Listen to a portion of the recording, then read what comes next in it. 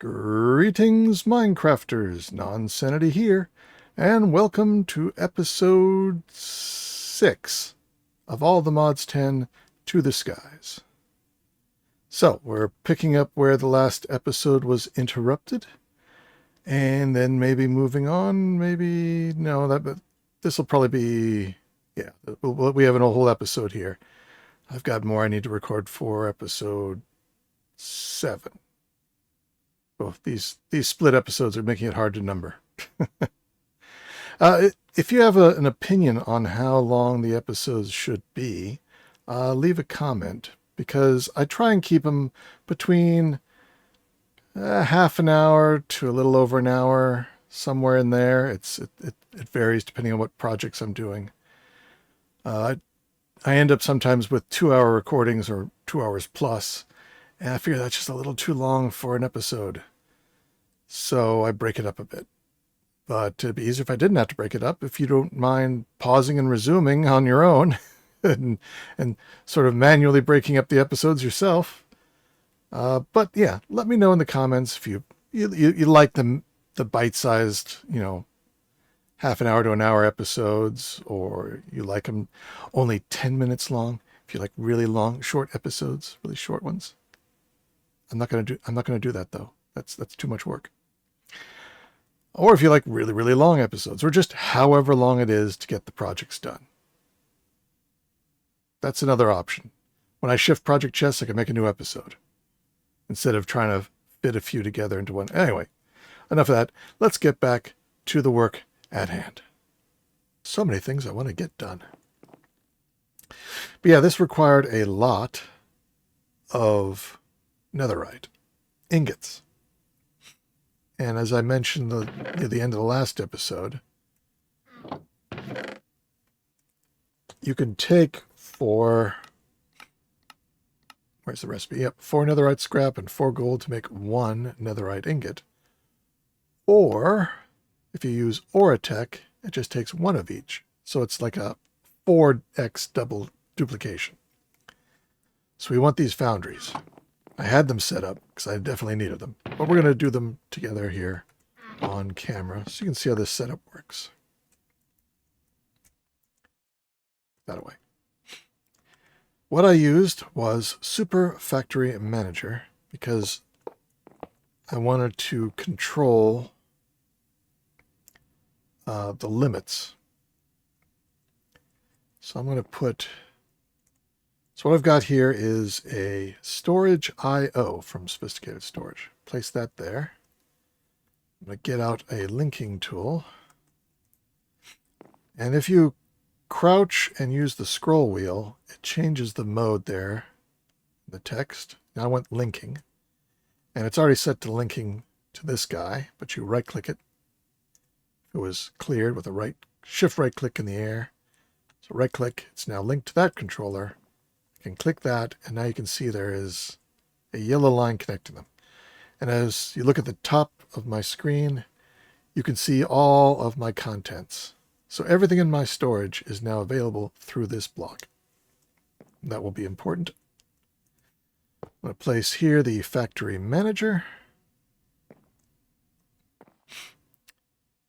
And I guess I'm going to break this for the moment because I need to place this battery cell. I'm going to be powering everything from these flux points.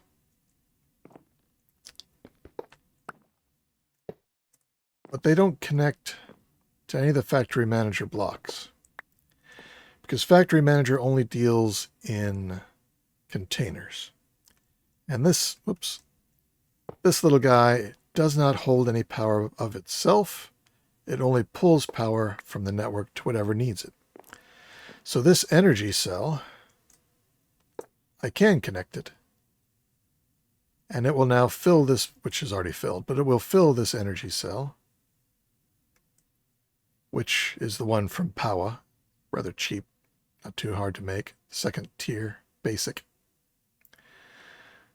So that fills it up with power. This is a container of power, so this can access it. So if you try and attach one of these straight to Super Factory Manager, it's not going to get any power out of it. You got to pass it through a buffer of some sort. All right, and now we're going to do the Oritech part. Now these Oritech machines are sort of cool looking. That isn't the full of it though. You need to make some of these machine cores. Place them like that. And then with an empty hand, right click.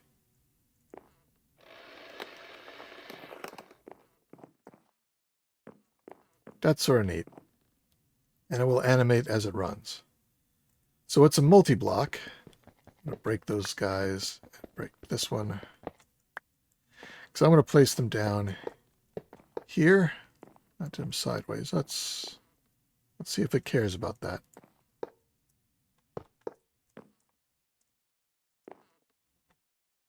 Nope. Okay, it does care about that. So I got to place them down like this. Oh, no, it's going to, you can see where it's going to put it. I want them sticking out to the back. So yeah, like that. See the white box? Okay, and then these things. Thankfully, you can place them right next to each other and they will still work.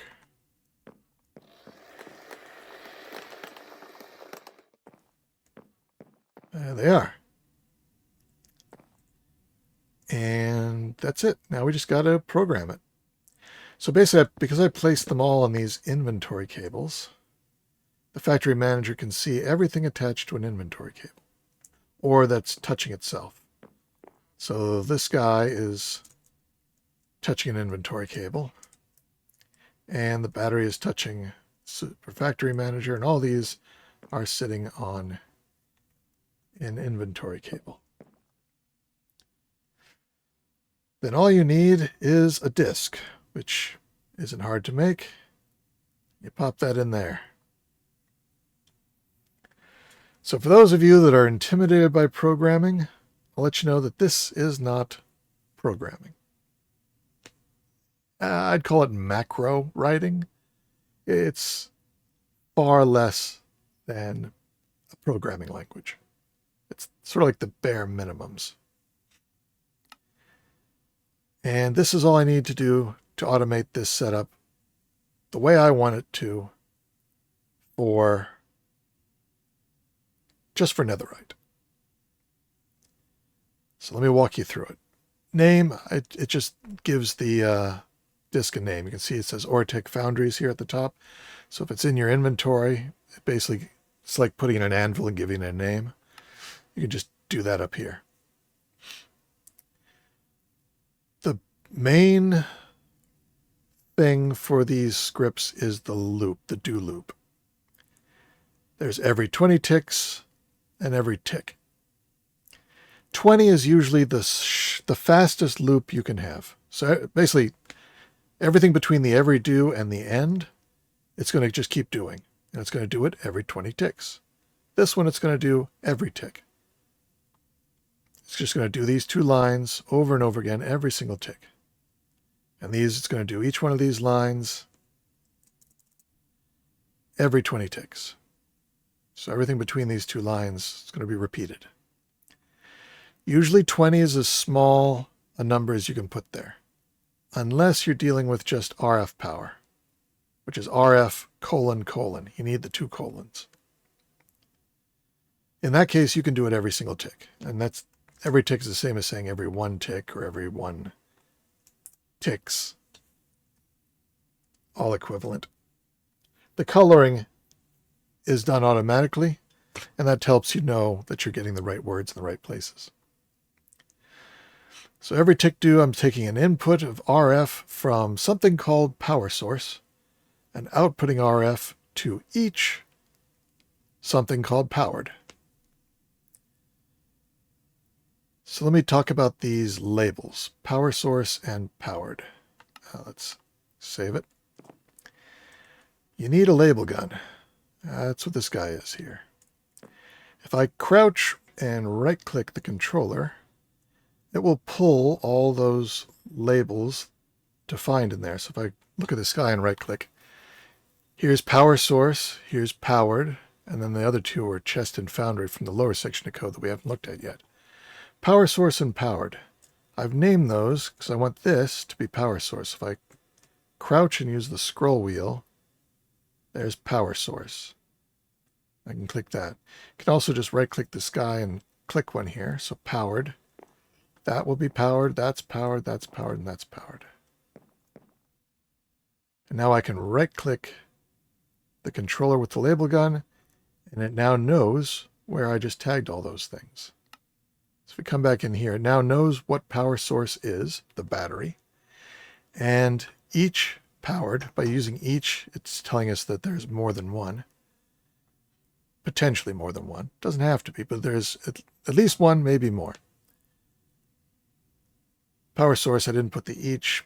I could say each power source in case I wanted to have a second one. But I know I'm only going to have one. So it's going to take the RF power from power source and put it into each of the powered machines. I'll do that every tick. That part, it's that simple. If we hold the label gun, we can see all the tags. Power source, powered. But now we need to get materials moved back and forth. So down here in the every 20 ticks do. You can have more than one of these loops, but usually one is enough. You just can use this forget. Basically the forget makes it like it's a whole nother loop. So what we're doing here, I'm inputting gold ingots from the chest, but I want to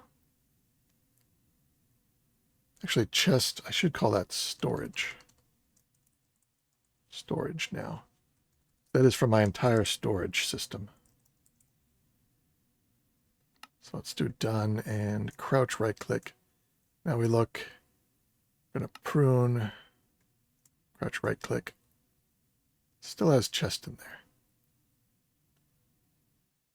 Clear. Prune.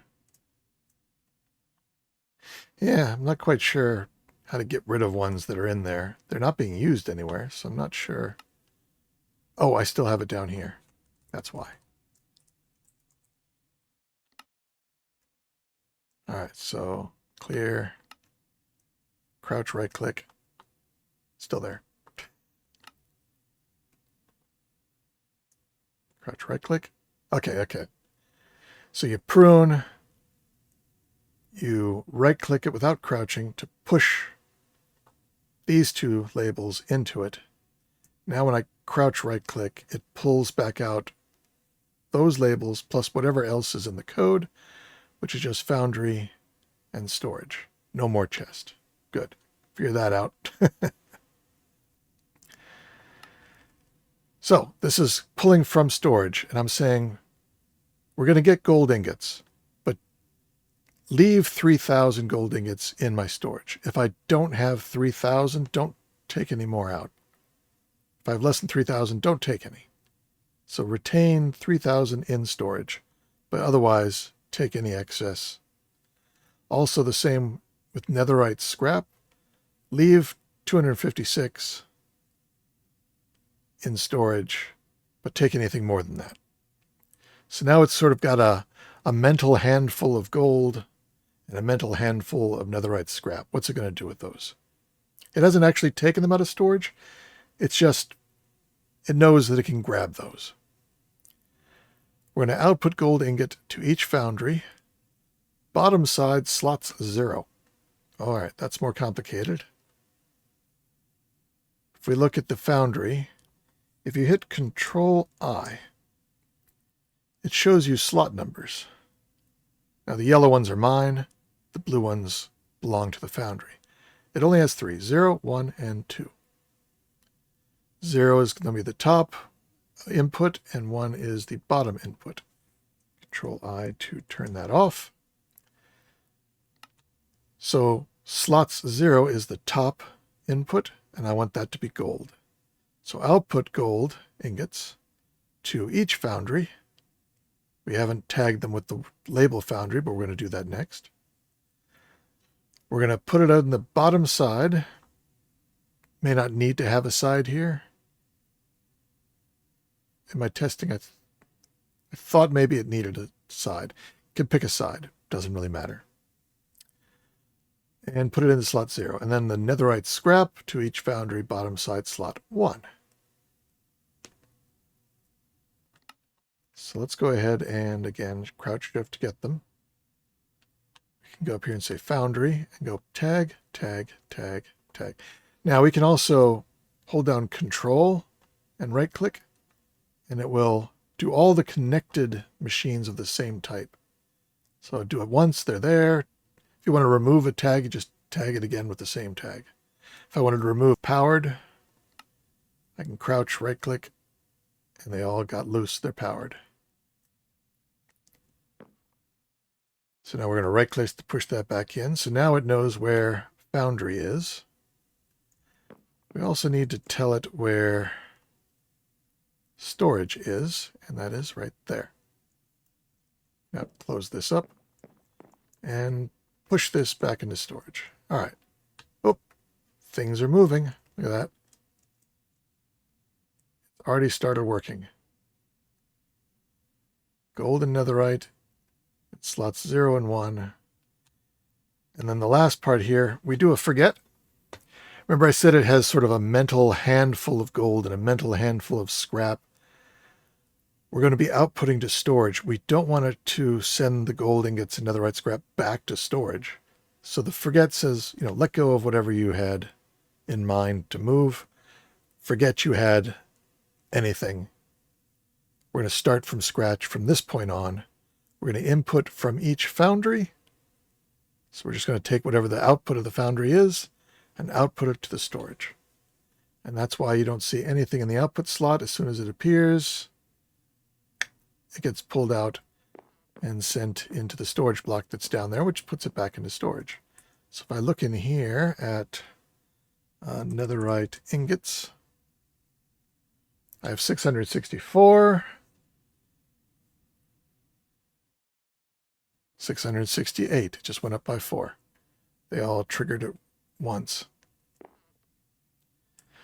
So now this will start making netherite until we either have less than 3,000 gold, in which case it stops, or we have less than 256 netherite scrap, in which case it stops. It will be leaving, if it, let's say it gets down to less than 3,000 gold. So it will stop filling the gold. These things will keep running with what the gold they have in them, but once the gold runs out, it stops. It may still have a whole stack of netherite scrap. Each one of these may have a whole stack of netherite scrap. This program lets that happen because I don't care too much about that right now. It would be possible to use an if statement to sort of check to see if there's 3,000 gold and check to see that there's 256 netherite, and only then put an equal amount of gold and netherite into each of the foundries. That way, if we don't have either one of these, it doesn't put either one of these into the foundry. You could do it that way. It wasn't as necessary for this setup, so I didn't do that. The next setup will be using ifs, though, so we'll see how that works. The next thing I want to get into is Mekanism. So once again, we're going to use some inventory cable and another factory manager. And I'm going to put more cable like that. Now, I used the Super Factory Manager here because I wanted to make those sort of looking into our system and making decisions on what we want to do based on how much is in our system. You could do that in other mods, but it gets cumbersome. It's much easier to do that specific thing with Super Factory Manager. That's looking into our storage to make decisions. Here, We'll be doing a little bit of that, I think. I don't have a full program written yet. But I also want to, well, we'll see as we go along. So I've made some metallurgic infusers, which don't require any mechanism specific materials. They're immediately craftable. And I'm going to crouch right click on this guy. Yeah, there's nothing in there because it doesn't have a program. Open this, blank program. So I'm going to do the same thing with the power. So I'm going to put power, oh, that's not it. There we go. Power cell, the flux point on the back, so it's going to have power. So we will give it the same thing. We're going to call this Mechanism. And I'm just going to paste the same thing that we did in the other one. Every tick do, input FE from the battery, output FE to anything, each powered on the north side. Mechanism require a side descriptor here. You have to specifically say which side you are connecting to, or it just won't work. So these will be anything that's powered, and that's the battery. So we'll save that, grab those tags, got the battery right there, and we've got these. I'm going to hold down Control and go click. Now they're all powered. And right click that to push it back in. So now they should all have power, and they do.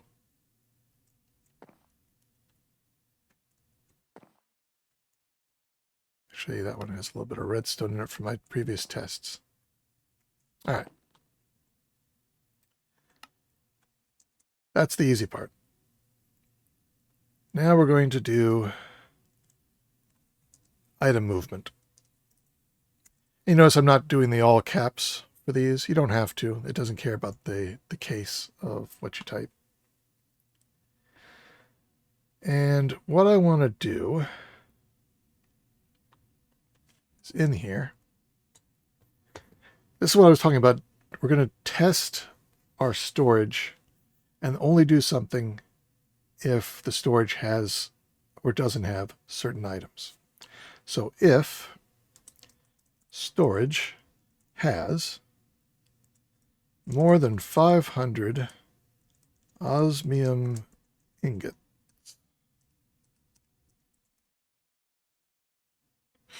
now osmium underscore ingot, where did I get that? If you hold down F3 and press H, you can toggle advanced tooltips. With the tooltips shown,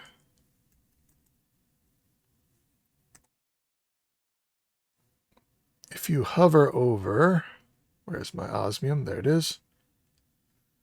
The third line of the tooltip here says all the ores on osmium ingot. All the ores colon osmium ingot. Osmium underscore ingot. That osmium underscore ingot is what I've typed here. Whatever comes after the colon is what I'm using. You can put what comes before the colon too, if there's more than one type of osmium ingot. But I'm just using what's after the colon. So if our storage has at least 500 osmium ingots, and storage has less than 500, basic underscore control underscore circuit, then, and because we started an end, I'm going to do an end.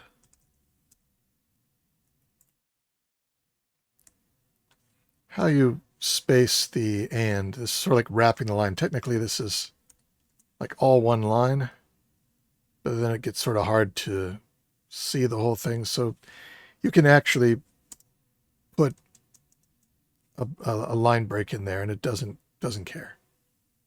doesn't really care about the indenting. The indenting is more for us to read. So if and then. So if this and this are true, then do what's between the then and the end. And what I'm going to say is input osmium ingot from storage. And output to each needs osmium.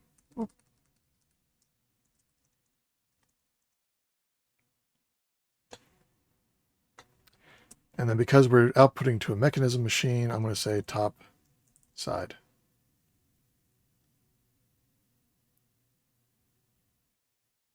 So if we have more than 500 osmium, and we have less than 500 basic control circuits, get some osmium from storage and fill up every machine, each machine it's tagged as needing osmium on its top side.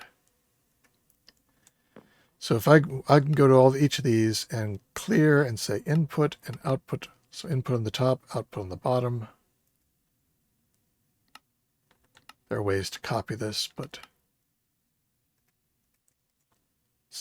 it's faster at the moment to just do it this way. Input top, output bottom. And we're going to crouch right click to grab the tags. We're going to say storage.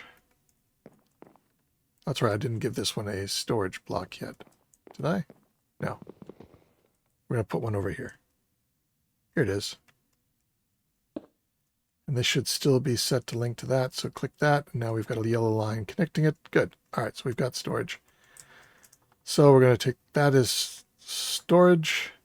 And needs osmium will be just this first machine.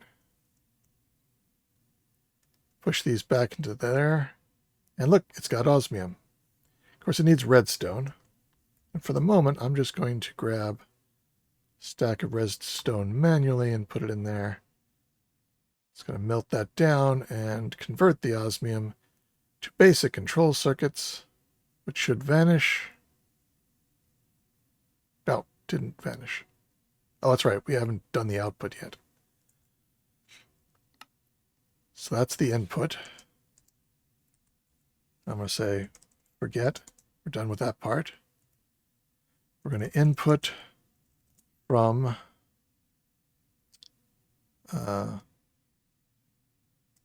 each final product and output to storage.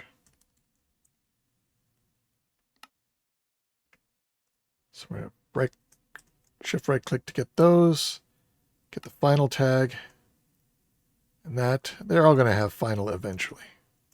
Final just means it's a final product. There'll be other machines in this passing materials between them, but these are the only ones that are going to send stuff back to the system. So as soon as I push this back into there, these should disappear.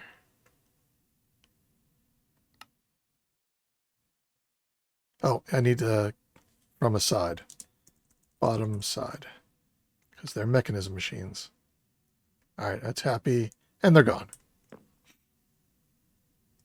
All right, so this one machine is set up. This one is also going to take redstone. Let's go ahead and manually give it some. But it's going to take copper. So I'm going to go in here, copy all this, copy, paste it. Now it's going to be copper. We have to have at least 500 copper. And we're going to output copper, or get copper ingots from storage. And this is going to be needs copper label. And it's not going to make the basic control circuit. It's going to make alloy infused. I think that's what it's called. So I'm going to crouch right click that. Needs copper will be this machine. Push it back in. It's getting copper. I already tagged it with the final, so its output should go into storage. Yeah, there it goes. Actually, let me try and grab one, just so I can double check the name. Alloy infused. That's what I wrote in there, right? Alloy infused. Yes, good. Well, I got that right. Toss that in. So those two machines are working there. Now I want to make an enrichment chamber, which needed some of these basic control circuits.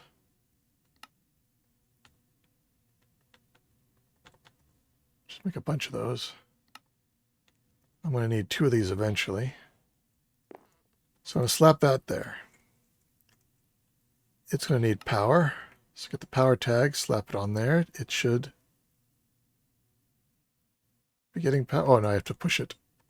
Push it back in there. And look, it's powered. It does not get the final tag because it's going to receive redstone and then it's going to output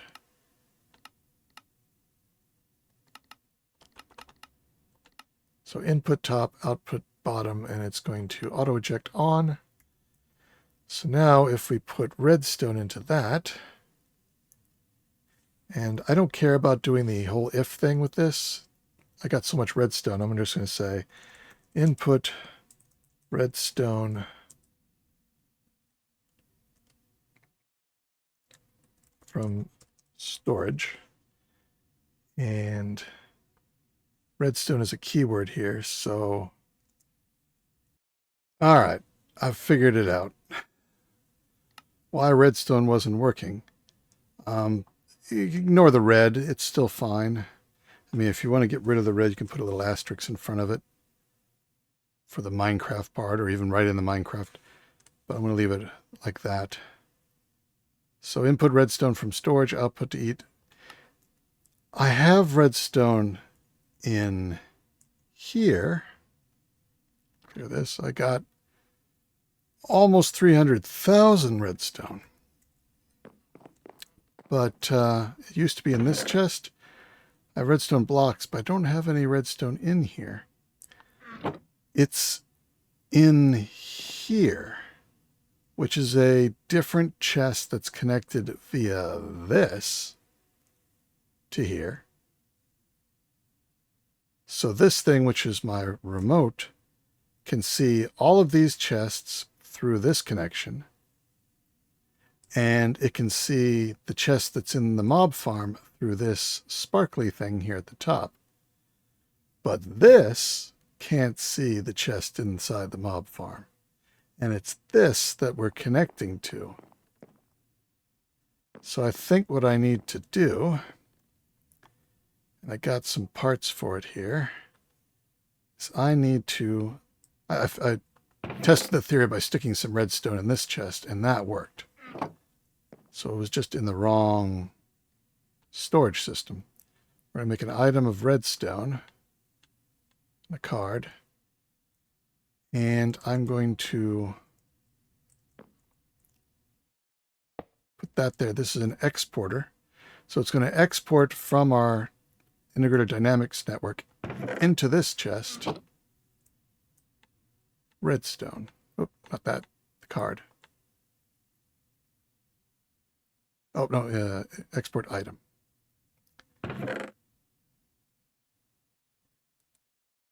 There's one stack. Just going to put more.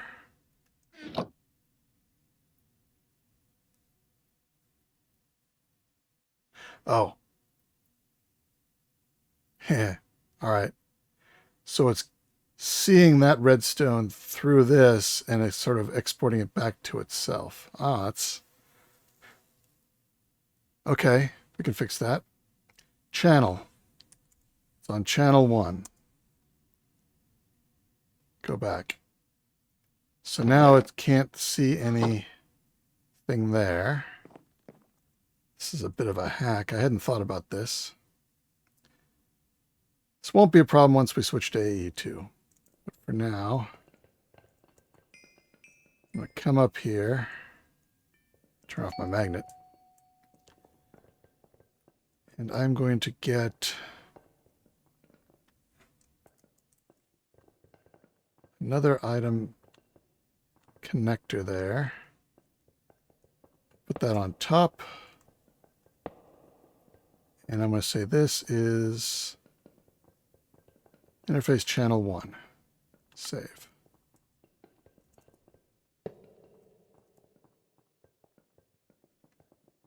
Okay, now this should show the redstone going down. Oop, yep, there it goes really fast. Hop back out. So what I did is I made a second connection to that specific chest on channel 1, when everything else is on channel 0. And this one is only exporting from channel 1.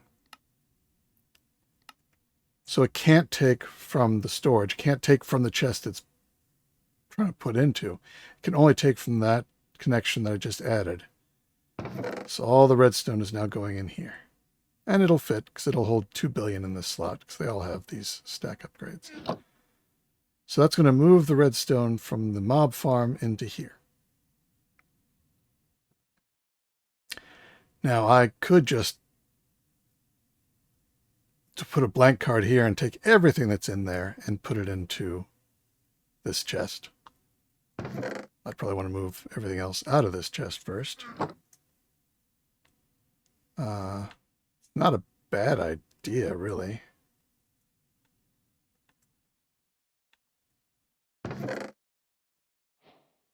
That way I can see everything that's in the mob farm. Gonna put all this over here. All the ore hammers I probably will never use now.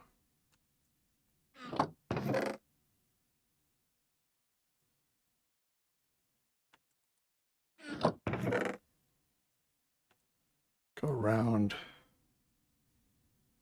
the redstone.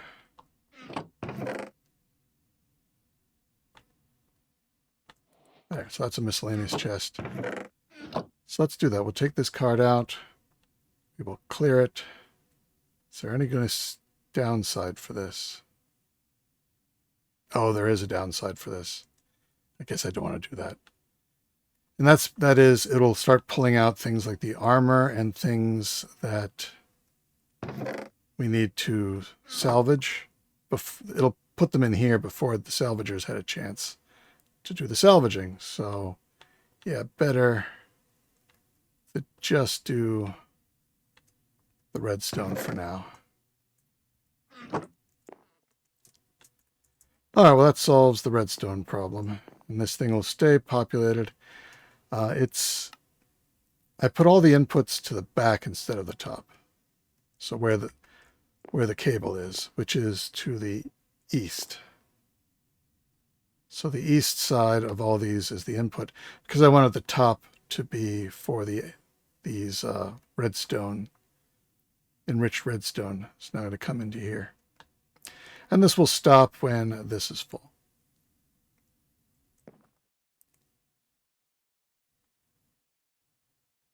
So all these now say east side. All right, so that's getting the redstone. I also want this one to have redstone. So I can either make put another enrichment chamber here and do this. Yeah, let's just do that for now. So it's got the label gun. And we want powered. We want needs redstone. Push those to storage. And then we'll have input, output, auto eject. And there it's part of no changes to the code. That should start putting redstone in here. There it goes, and it's now running. All right, those are done. I'm going to do the same for diamonds and for refined obsidian. We'll need one more machine. Probably put it on top here. And that'll be a crusher because we need to crush obsidian. So instead of doing all that stuff step by step, we're getting pretty long in the tooth for this episode. Let me just jump forward to that. It's more of the same. I'll show you the code. The code will be available on the Discord for download in case you just want to copy and paste it. I'll be right back. Okay, I've got it set up, and I can say this is the most tightly controlled mechanism setup I've ever done. So we've got an infuser for redstone that makes the circuits, basic control circuits. Another redstone infuser that makes the alloys, right? Infused alloys. And these two take redstone and make the enriched redstone, and they just push it down. So they have input from the program, just straight up take redstone and give it to the machines that need redstone. Same with the diamond and the obsidian. So this one is taking diamond. It'll just keep taking diamond. When this fills up, it'll fill this up, then it'll stop. This one is also taking diamond and putting it down here. So this infuser also takes diamond. The last infuser takes enriched obsidian. So to get that, the obsidian goes here from the program. It's pushing up. So this is getting the diamond and pushing down. So we get the enriched diamond, we get the obsidian dust, makes our refined obsidian dust. And I had turned off its output because I wanted to manually make some refined obsidian ingots. Now I'm going to go ahead and I turned it off over here. So it's going to allow input from the right. So this is pushing to this one. So it gets the refined obsidian. It refines it down into the enriched obsidian and sits here. So the inputs from the script are redstone, redstone, diamond, diamond, obsidian, osmium, copper, and this one's getting osmium too. I think, isn't it? Yeah, it needs osmium. So those are all the inputs, all the basic inputs. These two do have stops on them right here. If we have, as long as we keep 500 osmium in reserve, if we have less than 500 basic control circuits, make more. If we have less than 500 alloy infused into alloy, make more. Then there's two more sections here that I've just added. This one says if we have at least 100 alloy infused and we have less than 100 alloy. So let's make this 150 and this be 100. Save those. So as long as we've got 150 of the first tier of alloy and less than 100 of the second tier, go ahead and put the first tier into the machine, and that'll make the second tier. And as long as we have 100 of the second tier, and we have less than 50 of the third tier, the atomic, put the second tier in the machine and upgrade it. So this one is running because we have enough infused alloy. Well, we did before I raised it up to 150.